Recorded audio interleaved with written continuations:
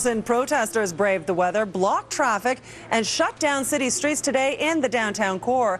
Michael Serapio now with the protest. Tamil Canadians are vowing to keep up. Michael.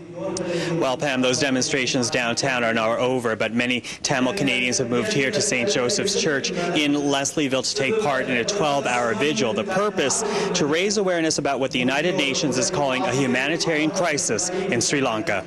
We want Canada! Help us! Canada! Help us! We've been suffering in this cold for how many hours now? Why? Because this is nothing compared to what they're going through back home. They weathered the cold for 6 hours. Canadian Tamils calling on Ottawa to intervene in Sri Lanka,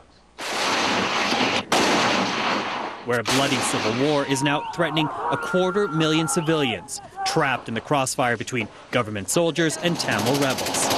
Too many Tamils are dying, and this is not just a Tamil issue. This is a Canadian issue because Canada has the values of democracy and human rights. If protesters are trying to get attention, they certainly got it, blocking traffic in front of Union Station during the rush hour as people were trying to get home and others trying to come downtown for a Raptors game.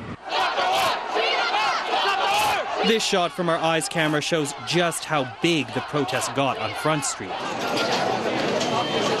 Even the TTC was overwhelmed as thousands of protesters made their presence known on street after street in the downtown core, stretching from Front to College and University to Yonge. Do you think that this is a good way to get the message across? Not on a Friday afternoon. I don't think so. I guess it's very inconvenient for people just coming off the train. The Sri Lankan government is preventing journalists from entering the war zone, but the UN reports hundreds have been killed, thousands injured, and a humanitarian crisis imminent. They're just killing mass amount of people, and they're just saying nobody died. But nobody's in there to watch us. There's no UN or anybody to see what the people of Sri Lanka is going through.